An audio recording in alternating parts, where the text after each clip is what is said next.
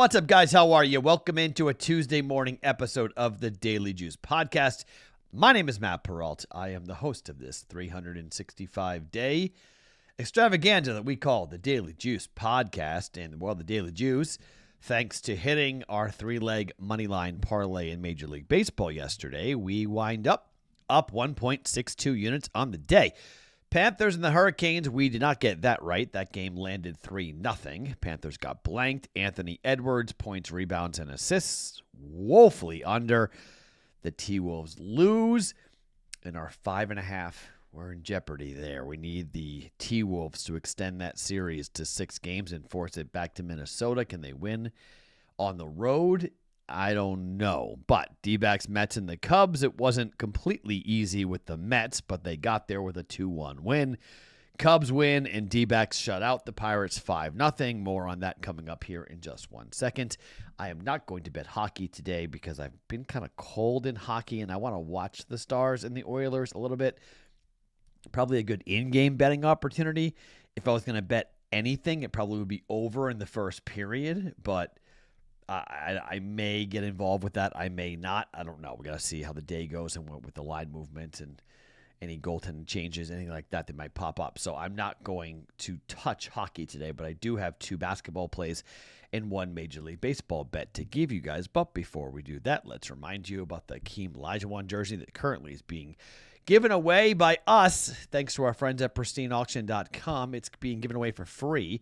All you have to do to win this Hakeem Olajuwon signed Rockets jersey is subscribe to the BettingPros YouTube channel right now and drop a comment on any Daily Juice video. That's all you have to do. That will get you in the running for when we draw the name, and the winner will be awarded that said signed jersey on June 3rd. So make sure you turn on the notification so you know when the videos are up and you can claim your prize. Before I give you the picks, a reminder about what's going on with NOVIG. This has been something you guys have talked about a lot on the Discord channel. This is a smarter way to play. NOVIG is legal in most states, including Georgia, California, and Texas. It is peer-to-peer, which means you're competing against other users, not the house.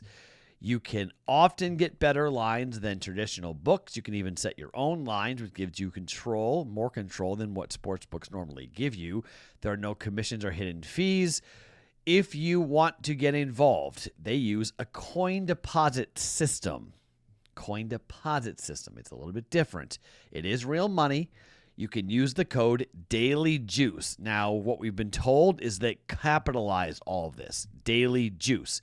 For 50% off your first coin purchase up to $25. Check it out now at bettingpros.com/novig. That's bettingpros.com/novig. I have never used this. Full disclosure. I've never bet with this property. I've never used this. But Mike Mayer has. And he uses it every day. He's been a very big supporter and borderline fanatic of NOVIG. You can see him on the Discord channel at Mike Mayer. If you want to ask him any questions about NOVIG, go ahead and do so.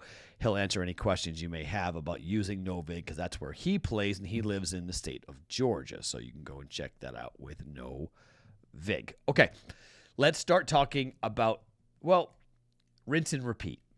So a couple of years ago when I was doing this podcast, I had a little bit of I felt pressure to give you guys different plays every day. I felt pressure to go and find unique angles that would be interesting because I was approaching it from a content standpoint.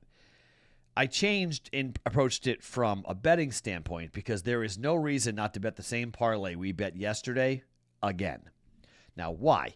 It's a little bit less in terms of the overall price. It's only plus 150 today. It's not plus 167 like it was yesterday. But the reasons that we bet yesterday are the reasons we're going to bet today. The New York Mets are at home, and Taylor McGill is pitching for the Mets. Jonathan Cannon is going for the White Sox. The White Sox are 5-22. Okay, I guess it was the Mets and the White Sox last night, not Mets and Rockies. So sorry, Mets and the White Sox was sweaty. The Mets won the game 2-1. They tied it in the 8th. They won it in the 9th. Jonathan Cannon's 2-5 with a 3.76 ERA. That's not horrible. But on the road, he has a 4.76 ERA. He's 1-5, opposing batting average of 250, giving up 6 home runs, 21 earned runs given up in 39 and 2/3 innings worth of work. And, well, they've won 2 of the 4 games he has worked, but the vast majority of the games, in fact, he started the season on a 5-game losing streak, lost the last time out against the Cubs on the road. They won the road game before that against Cincinnati 5-1 in 10 innings, but lost 2-1 to the Royals in the road game before that. So 3 straight road starts for Jonathan Cannon and a 1-2 straight up record. His ERA on the road, like I mentioned, is not good. Taylor McGill should have a lot of run support here. He got a 5-1 win last time out against the Red Sox. He lost to the Yankees 6-2 in his last 2 starts, but at home this year, Taylor McGill has a 1.86 ERA. He's 2-2 with opposing batting average of 216, 4 earned runs in 19 1/3 innings worth of work. First leg, Mets money line. Second leg, keep on fading the bad teams. Colorado's on the road at Chicago. Colorado's got 3 wins on the road this year. They're 3-23. The Cubs are 16-10. The Cubs won yesterday 3-1. Germán Marquez is going for the Rockies, who is an absolute gas can. On the road, his ERA is 11.12. I'm not kidding you. His ERA is over 11 on the road. He's 0-4. He's given up 28 earned runs in 22 2/3 innings worth of work, opposing batting average of 362. Somehow, the team has won 2 of his last 3 starts. 14-12 over the Diamondbacks, 9-3 over the Padres. Lost 2-0, pitched pretty well last time out, against the Phillies at home. 7 innings, 1 earned run. But in the road starts, 5 earned against Arizona, 5 earned against San Francisco, 6 earned against the Royals, 7 earned against the Dodgers, 5 earned against the Padres. Okay? This guy on the road is absolutely garbage. That's why the books have already gone to 2.5. They're not even saying 1.5. Forget it. We're going to 2.5. Cade Horton going for the Cubs here today. Cade, his ERA at home is not great. 5.4.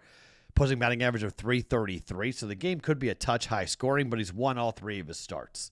Cubs haven't lost a game yet this year, started by Cade Horton. Second leg, Cubs money line against the Rockies. And the third, we're going right back to Arizona, who snapped their 5-game losing streak last night by shutting out the Pirates 5-0. Corbin Burns goes to the hill. Corbin Burns, at home, has a 1.48 ERA with a 2-0 record, 169 opposing batting average, 4 earned runs in 24 1/3 innings worth of work against a team that cannot score, against a team whose road record is abysmal in the Pirates. They're 6-20 on the road.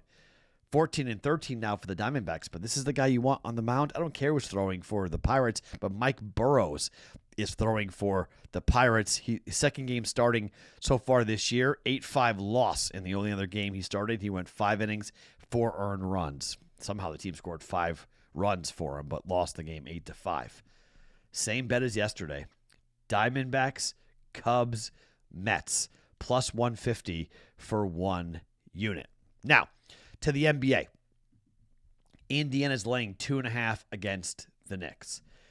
I'm not going to run through a lot of statistics here. This is, and you can fade this if you want, but this is more of a gut call. So the Pacers blew a 20-point lead in Game 3. So the Pacers know, like the Celtics for a while, the Pacers know that when they play their best, the Knicks can't match it. But when they get caught watching the ball and they get sloppy with the basketball and they don't pick up their assignments and then the Knicks get hot from 3, they can be in trouble. And that's what happened. It happened to Boston and it's happened in Indiana.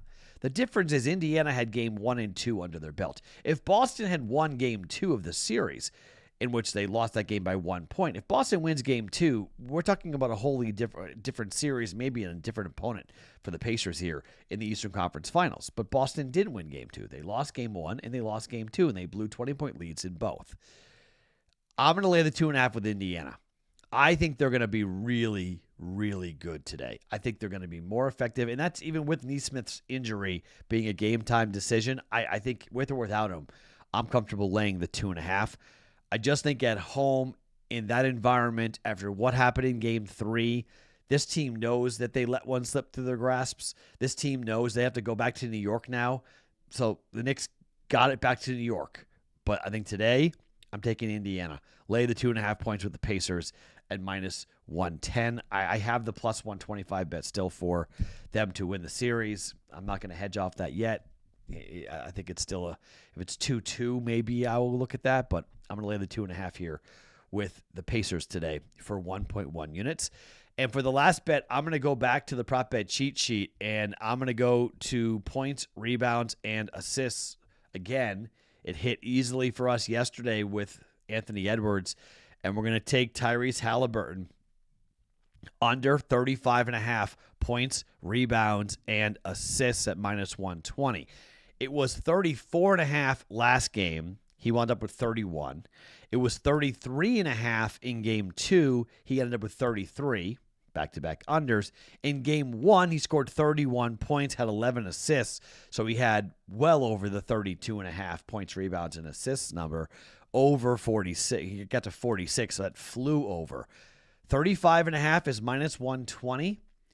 I'm going to roll with the prop bet cheat sheet here up against a Knicks defense that has done a pretty good job the last 2 games up against Tyrese Halliburton here. And so far against Tyrese Halliburton, I mean, he's had this, one time in the 3 games, and that's when he got really aggressive scoring. He might get really aggressive scoring again, but I think the Knicks are going to try to slow down the tempo.